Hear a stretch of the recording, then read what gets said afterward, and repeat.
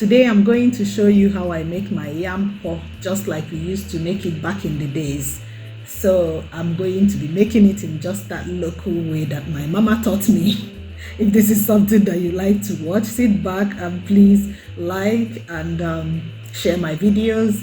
So I've got my yam here. This is a yam tuber. I'm going to cut some of this yam and then I'm going to freeze the rest. You can watch a video on how I keep my yam fresh by freezing it and how I cook it. That will help. And I've got my dry fish here, not fresh. My mangala fish here, that's what I'm using, just like we do, okay? And then I've got my onions, I've got my pepper, my tomatoes, and ginger and garlic, which I'm going to be using. And also I've got my local ogilope there. That's a local spice which we use in cooking it too. And then I have my seasoning cube. So these are the ingredients I'm going to be using in addition to the seasoning that I'm also going to be using. I've also got my vegetables here. I've got my frozen nchang and also got my frozen ugu leaves. I buy my ugu leaves and I cut and freeze it myself. That way I am sure of what I am putting in what I'm eating. So as you can see, I'm going to cut my yam into slices. I'm just going to use this and then I'm going to peel it up.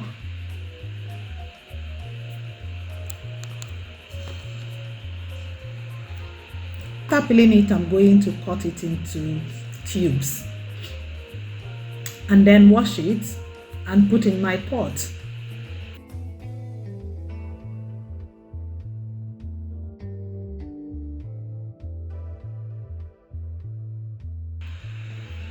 This yam porridge is very easy because you are going to add everything together in one go. So all the ingredients I have that I showed you, I've blended them and that's what I added. And then I'm going to add my fish, which is very flavorsome if you know mangala. And then I'm going to add my oil.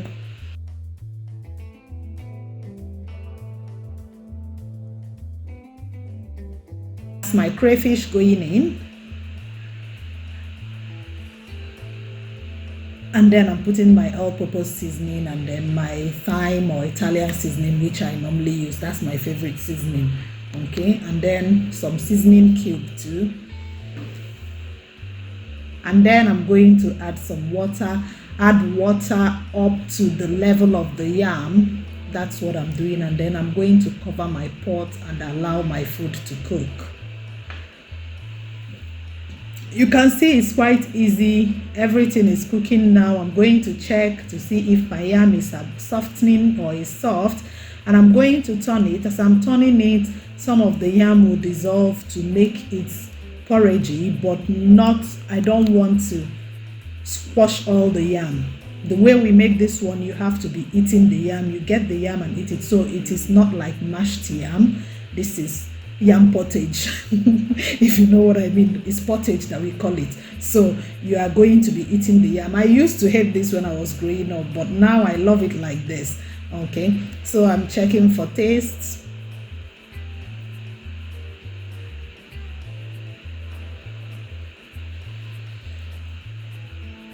And everything is going on well. The next thing I'm going to do is to add my frozen vegetables. That's my frozen nchang and my ugu is going in.